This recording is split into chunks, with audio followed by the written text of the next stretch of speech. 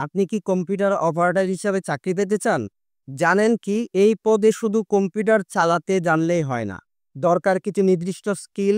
আজকে আমি বলবো কম্পিউটার অপারেটর দিয়ে কি কাজ জানতে হয় একেবারে শুরু থেকে শেষ পর্যন্ত।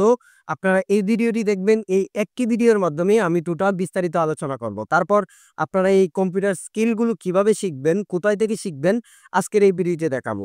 তো ভিডিওটি কেউ স্কিপ না করে পুরো ভিডিওটি দেখার চেষ্টা করবেন। আশা করি আজকের এই ভিডিওটি দেখার পর আপনি টোটাল বিস্তারিত সবকিছু দেখতে পারবেন কম্পিউটার। প্রথমে আমরা যে স্কিলটা দেখবো সেটা হচ্ছে মাইক্রোসফট ওয়ার্ড। বর্তমান সময়ে হাতে কলমের পরিবর্তে প্রত্যেকটা কোম্পানিতেই কিন্তু অফিসিয়াল আবেদন চিঠি, রিপোর্ট তৈরি করা, formatting, front, paragraph, header, folder, table তৈরি করা ও ছবি সংযুক্ত করা, এইসব বিষয় নিয়ে আপনার প্রাথমিক ধারণা থাকতে হবে। তারপর দ্বিতীয় নম্বর আমরা যেটি দেখবো সেটা হচ্ছে মাইক্রোসফট এক্স। মাইক্রোসফট এক্সেলের যে কাজগুলো আপনার জানতে হবে। মাইক্রোসফট এক্সেলের কিন্তু গুরুত্বপূর্ণ অপরিসি। এটার সম্পর্কে আপনার ভালো একটা ধারণা থাকতে হবে।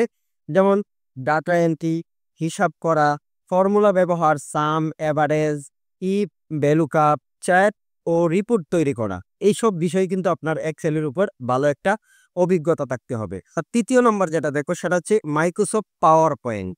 মাইক্রোসফট পাওয়ার পয়েন্ট একটা প্রেজেন্টেশন তৈরি করার জন্য একটা জনপ্রিয় একটি অ্যাপ্লিকেশন, যেটা দিয়ে আমরা সহজেই প্রেজেন্টেশন তৈরি করতে পারি বা যে কোনো কিছু স্লাইড ডিজাইন করতে পারি।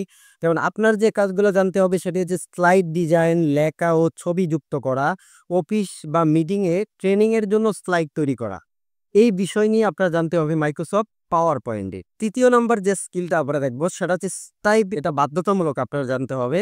যেমন বাংলা ও ইংরেজি টাইপিং এর গতি, অব্র ও বিজয় লেআউটের ব্যবহার, অ্যাপসের মধ্যে অব্র ও বিজয়ের লেআউটের ব্যবহার। তো টাইপিং স্কিলটা আপনার অবশ্যই ভালো থাকতে হবে। আর 5 নম্বরে আমরা যেটা দেখবো সেটা হচ্ছে ইন্টারনেট ও ইমেলের ব্যবহার। এটা অত্যন্ত গুরুত্বপূর্ণ। আমরা মোবাইলেও কিন্তু ব্রাউজিং করে থাকি। তো আমরা ইমেল ইমেল পাঠানোর ক্ষেত্রে এসব করা, গুগল সার্চ, সরকারি ওয়েবসাইট ব্যবহার।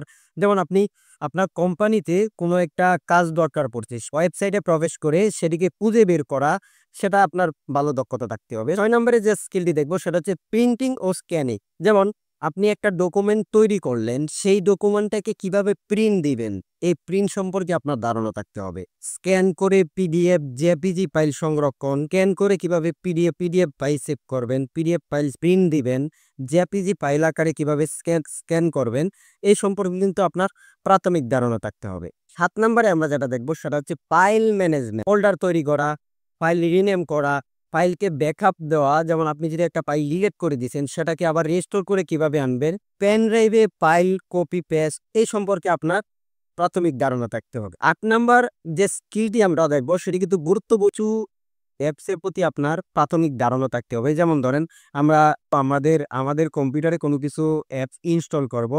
যেমন মাইক্রোসফট ওয়ার্ড কন, এক্সেল কন, পাওয়ার পয়েন্ট বা অব্র, বিজয়, যেগুলো আমরা পেছনে কথা বলে আসলাম, সেভাবে ইনস্টল করবেন, আনইনস্টল করবেন কিভাবে, এ সম্পর্কে কিন্তু আপনার প্রাথমিক ধারণা রাখতে হবে। যেমন আপনি যদি একটা পিডিএফ ওপেন করেন, পিডিএফটা কিভাবে আপনার অ্যাপসটা ইনস্টল করতে হয়, আনইনস্টল করতে হয়, এই সম্পর্কে আপনার প্রাথমিক ধারণা থাকতে হবে। এই স্কিলগুলো জানলে আপনি সহজে কম্পিউটার অপারেটর পদে কাজ করতে পারবেন। আজ থেকে প্র্যাকটিস শুরু করুন। আশা করি ভবিষ্যৎ আপনাকে ডাকছে। আপনি যদি এই স্কিলগুলো শিখে ফেলেন তাহলে ভবিষ্যতে কিন্তু আপনার যদি আপনি চাকরি নাও করেন, তারপরে কিন্তু আপনার কম্পিউটার শিক্ষা, কম্পিউটার কোর্সে কিন্তু গুরুত্বপূর্ণ অপরিসীম। এখন কথা হচ্ছে আমরা শেষের দিকে চলে আসছি। তো এখন শেষের দিকে যে অপশনটা দেব, প্রথমে আমি বলছিলাম যে এই কোর্সগুলো কই করবে। তো কম্পিউটার একাডেমিতে আমার চ্যানেলে প্লে লিস্টে গেলেই আপনি Microsoft Word, Microsoft PowerPoint, Microsoft এক্সেলের ধারাবাহিক ক্লাস পাবেন।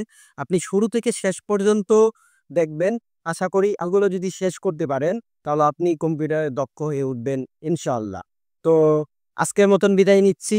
এরকম আরো ইন্টারেস্টিং ভিডিও পেতে চ্যানেলটি সাবস্ক্রাইব করে বেল বাটনটি বাজিয়ে দিবেন। দেখা হচ্ছে পরবর্তী কোনো ভিডিও হলে। সবাই ভালো থাকবেন, সুস্থ থাকবেন। আসসালামু আলাইকুম ওয়া রাহমাতুল্লাহ।